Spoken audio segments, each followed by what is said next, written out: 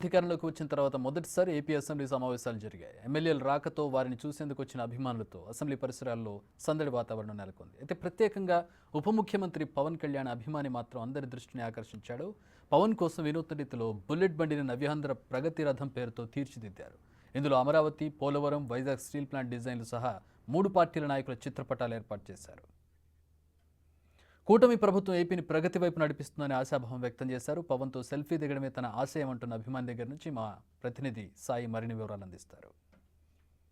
ప్రస్తుతం AP assembly సమావేశాలు నడుస్తున్నటువంటి నేపథ్యంలో అనేక మంది ఎమ్మెల్యేలకు సంబంధించినటువంటి అభిమానులు ఈ అసెంబ్లీ సమావేశాలు చూడటానికి ఇక్కడికి వస్తున్నటువంటి పరిస్థితి ఉంది. అయితే కొంతమంది తాము వినూత్న రీతిలో కూడా వాళ్ళ అభిమానాన్ని చాటుకుంటున్నటువంటి ప్రయత్నాలు అయితే జరుగుతున్నాయి. ప్రస్తుతం అసెంబ్లీకి సంబంధించి మినిస్టర్స్ సెక్రటేరియట్కి వెళ్ళేటటువంటి దారి ఏదైతే ఉందో ఆ దారిలో ఒక ప్రగతి రథం అనే విధంగా కూడా ఒకటి ఏర్పాటు చేసినటువంటి పరిస్థితి ఉంది.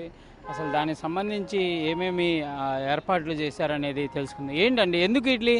అది మన ముఖ్యమంత్రి గురించి, మన చంద్రబాబు నాయుడు గారి గురించి నేను 2 నెలల క్రితం తయారు చేశానండి.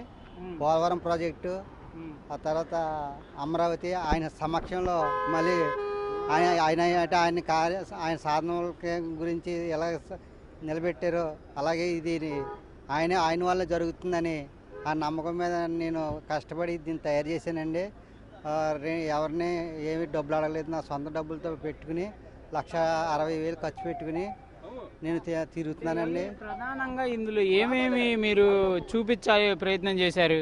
ఇందులో సచివాలయం, తర్వాత బ్రిడ్జు, టవర్స్, కేబుల్ బ్రిడ్జు, మొత్తం సచివాలయం అన్నీ చూపించానండి. కృష్ణానది రివరు, ఈ వాటర్ అండి, ఇదేమో టవర్స్, టిన్ టవర్స్, ఈ కేబుల్ బ్రిడ్జ్, ఏపీ హైకోర్టు, ఈ శాసనసభ అండి. తర్వాత ఆ పక్కనేమో పోలవరం ప్రాజెక్టు.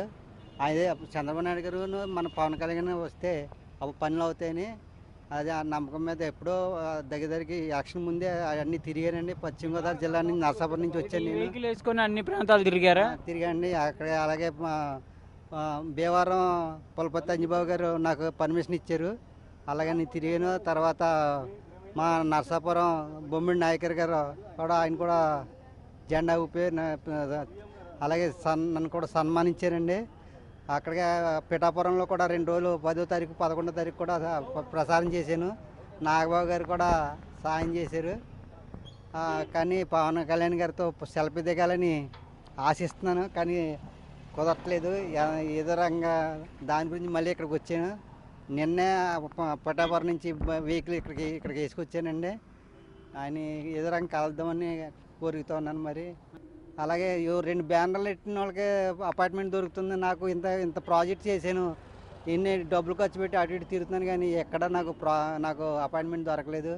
మరి దయచేసి సీఎం గారు నాకు చిన్న సెల్ఫీ ఇచ్చారంటే చాలా సంతోషిస్తాను, అంతే తప్ప చాలా నిరాశతో ఉన్నానండి కొద్దిగా. ఇది ప్రధానంగా కూడా ఈ అభిమానంతో పాటు ఈ ఏదైతే ఇది ప్రాజెక్ట్ ఉందో అది ప్రగతి రథం పేరుతో దీన్ని నిర్మాణం చేశారు. ప్రధానంగా కూడా ప్రతి అంశం అంటే ఏపీ రాజధానిలో ఏమేమి అంశాలు ఉండాలి, ఏపీకి సంబంధించినటువంటి ముఖ్యమైనటువంటి ప్రాజెక్టులు ఏవైతే ఉన్నాయో వాటికి సంబంధించినటువంటి అన్ని డిజైన్లని తయారు చేసుకోవడమే కాదు, గతంలో కూడా దీనిని అన్ని రాష్ట్ర వ్యాప్తంగా అన్ని నియోజకవర్గాల్లో కూడా ప్రచారం చేసినట్లు కూడా చెప్తున్నటువంటి పరిస్థితి ఉంది.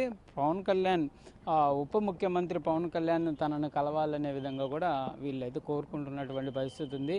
కంపల్సరీగా ఈ ప్రాజెక్ట్ అనేది పవన్ కళ్యాణ్కి చూపించాలి, ఆయన ఒక మన్ననాలు పొందాలనే విధంగా కూడా వీళ్ళైతే మెయిన్ గేట్ దగ్గర కూడా వెయిట్ చేస్తున్నటువంటి పరిస్థితులు ఉన్నాయి.